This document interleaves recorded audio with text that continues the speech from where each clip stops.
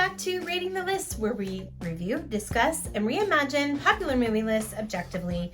We're your hosts. I'm Jerry. And I'm Brad, and on this episode we'll be exploring number 20 from AFI's 100 Years, 100 Passions, the 100 Greatest Love Stories of All Time. All right, number 20 is From Here to Eternity, released in 1953, directed by Fred Zinman, starring Burt Lancaster, Montgomery Clift, and Deborah Kerr. The synopsis for this war drama is as follows. In 1941, bugler and career soldier Private Robert E. Lee Pruitt, played by Montgomery Clift, transfers to Fort Shafter on Oahu and joins a rifle company. Because Pruitt is a star boxer, Captain Holmes wants him to join his regimental team. Pruitt refuses, and Holmes makes Pruitt's life miserable and ultimately orders First Sergeant Milton Worden, played by Burt Lancaster, to prepare a court-martial. Worden suggests doubling Pruitt's punishment as an alternative.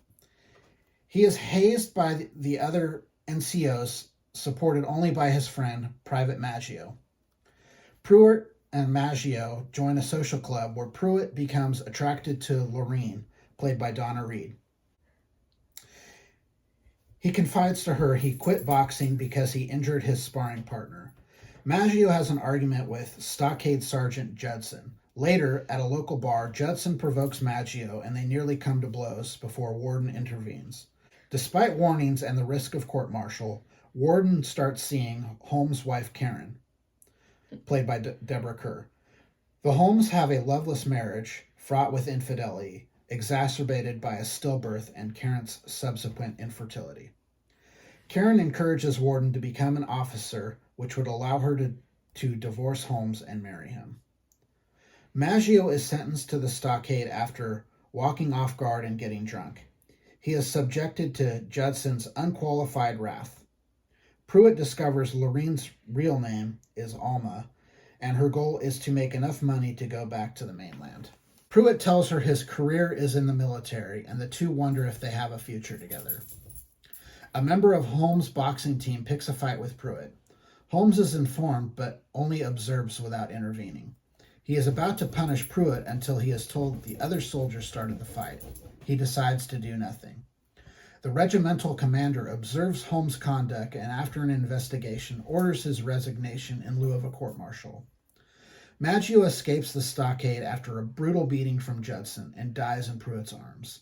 Seeking revenge, Pruitt kills Judson in a back alley knife fight. Pruitt is badly wounded and goes AWOL, staying with Lorene. Walden covers for him. Karen tells Worden that Holmes' resignation is forcing them back to the mainland. Worden reveals he has no interest in becoming an officer, effectively ending their relationship. The next morning, the Japanese attack Pearl Harbor. Despite Lorene's pleas, Pruitt attempts to rejoin the company but is mistakenly shot by military police who think he is a spy. Days later, Karen and Lorene meet on the deck of a ship departing to the mainland. Lorene tells her about her bomber pilot fiancé Pruitt, who died heroically during the battle and received the Silver Star. Karen recognizes the name and knows none of that is true, but says nothing. This movie, it was really confusing.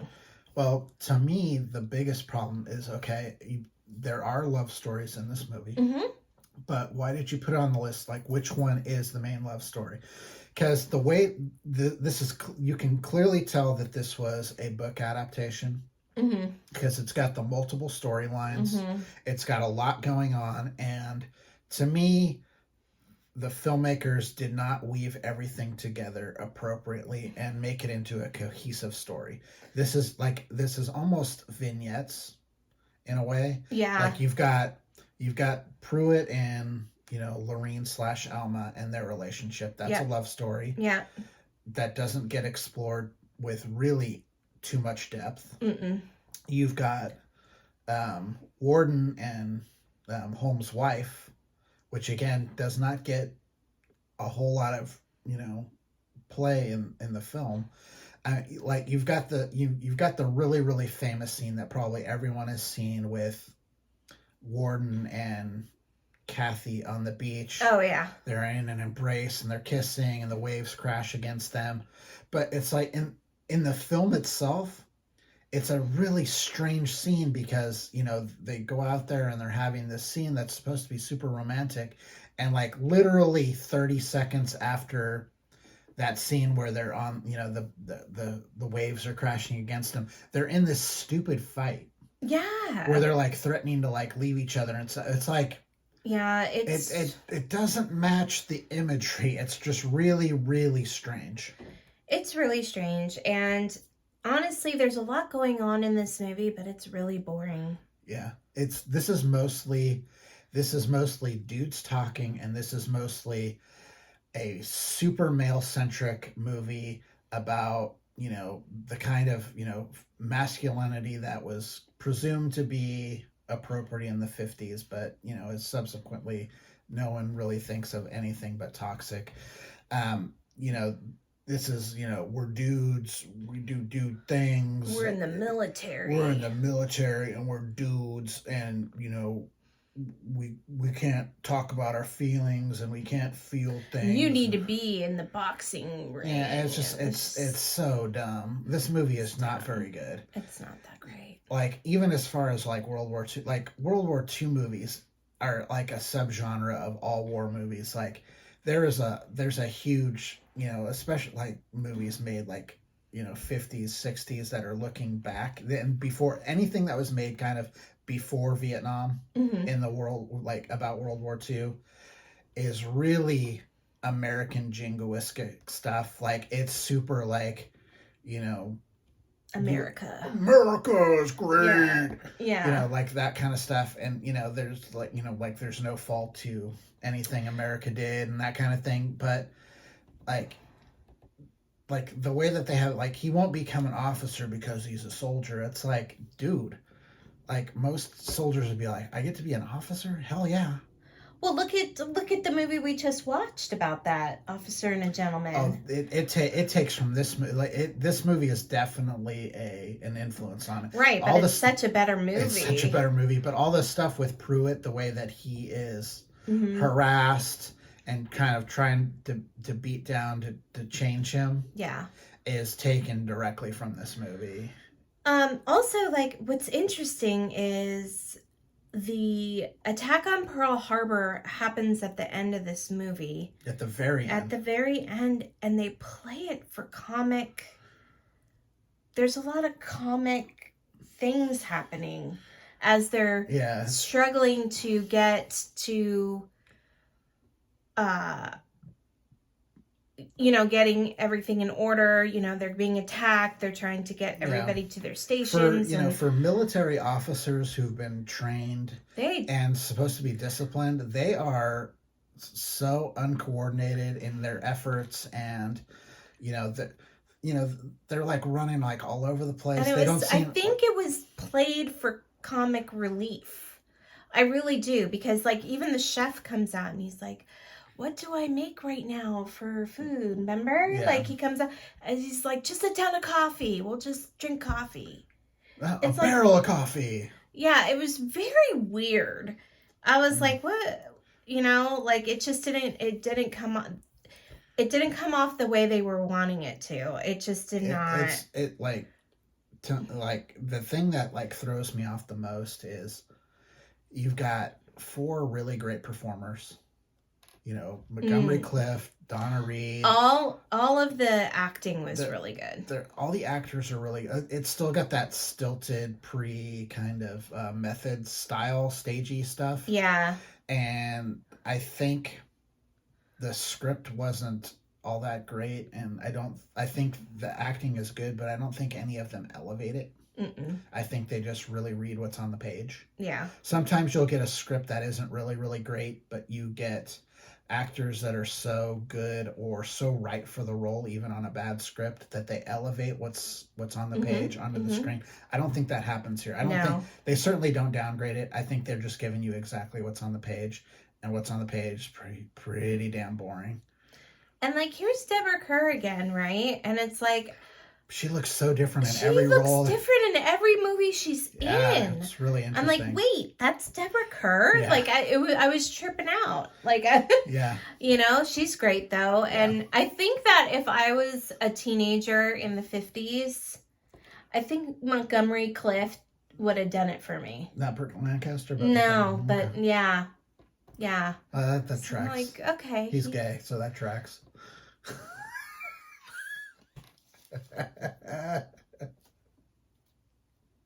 I tease. You want to cut that out? Okay.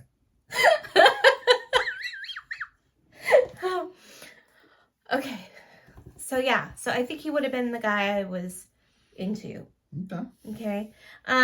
Also. See, I would have gone with maybe more of Sinatra. Oh yeah, Sinatra was great in this movie. He's really, really good. Like he's really good. He doesn't. I don't think he gets his due as an actor. Yeah. He has some parts where he's really, really good. Like this. I mean, he was nominated for a Manchurian Candidate.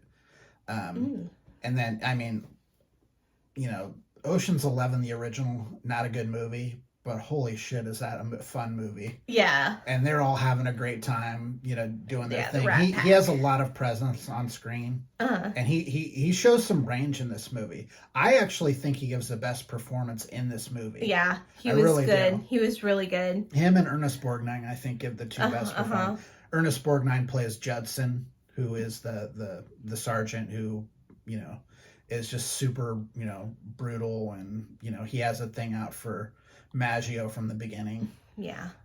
Some of the stuff doesn't hold up. I mean, it's honestly, I didn't ding it because I think it's appropriate for the movie. Like, like it or not, soldiers at that time, they used, the word Jap as a derogatory. Yeah. And I think, to be appropriate. Well, they were like doing a lot of like Italian slings. And that happened too. But yeah. I mean, I think to be authentic for the time period, and I mean, those soldiers, they said that. I if you've ever, it's younger people probably didn't come across it at all because most of the men who fought in World War II at this point have passed. I mean, I don't think honestly, I'm not sure there's anyone left. I don't know. I mean, we're talking about, 80 years ago. Anyone that's alive would be like in their hundreds now. So there's probably very, very few. Even when they were doing like Band of Brothers like 30 years ago, a lot of those guys, they were so old. But, we knew some people from our grandparents' generation that fought in that war, my grandfather included, and they spoke that way. There was hostility because that was the enemy. So you had the Krauts and you had the Japs, and that's just kind of how they talked.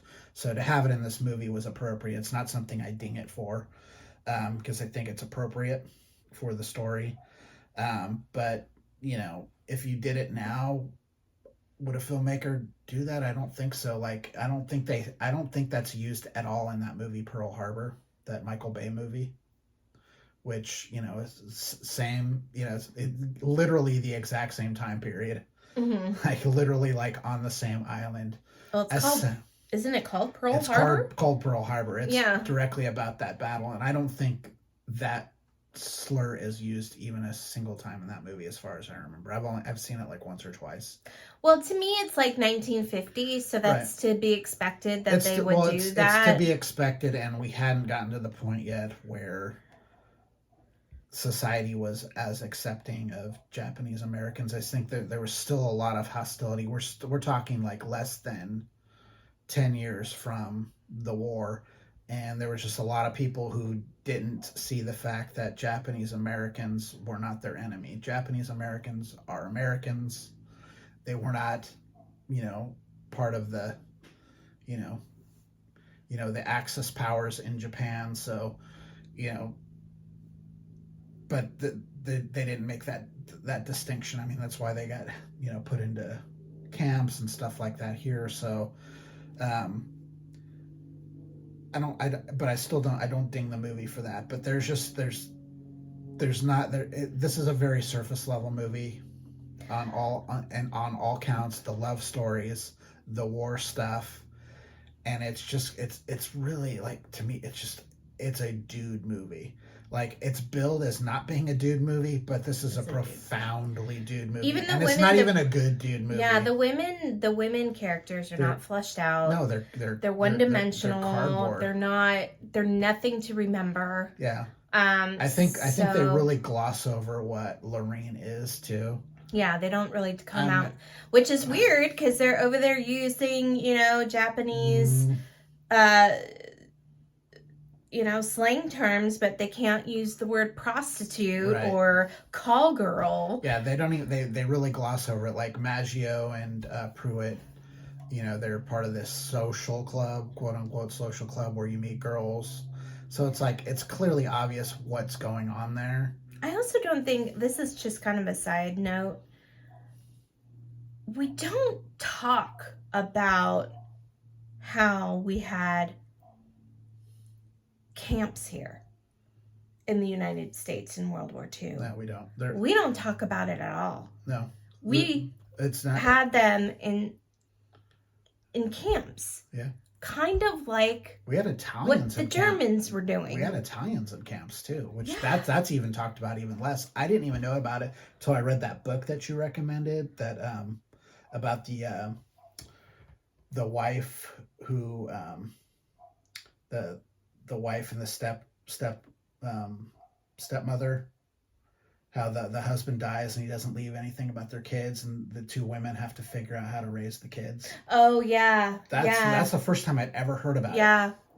It's it's really kind of, well, this is very typical American, and you're seeing it right now in Florida. Sorry to get a little political here, but we whitewash our history. yeah. There's this undercurrent of American exceptionalism where we don't talk about our entire history. We don't talk about what we've done to Native Americans. We don't talk about what we've done to, African Americans. We don't talk about what we did to, Japanese Americans. We just sweep it under the rug. It's all about American exceptionalism. It's really not talked about. And this movie is this is the kind of, propaganda that came out with these war movies before Vietnam. After Vietnam, World War II movies were drastically different in a lot of ways. There aren't a ton of them. Most war movies that came out after Vietnam focus on Vietnam, but the ones that did don't really kind of paint the same kind of picture. Also, I think that this movie kind of misses the point about these American soldiers being on American soil in Hawaii. They don't talk about the culture. They don't talk about the island around them. They don't talk about anything about it. They wear Hawaiian shirts, and that's about it. Well, that's what I'm saying. This movie is it's completely surface level in every aspect, including the love stories. I gave it a 51. Jerry gave it a 53. The list score is 52. I don't have a whole lot more to say about this. Me neither. One. I think we overtalked it. All right, so if you have any comments about this movie, please leave us a comment on our video. Please subscribe to our channel. If you would like to email us directly, please do so at ratingthelist@gmail.com. But for now, I'm Jerry. And I'm Brad. And we're Rating the List. We'll see you next time. Bye. Bye.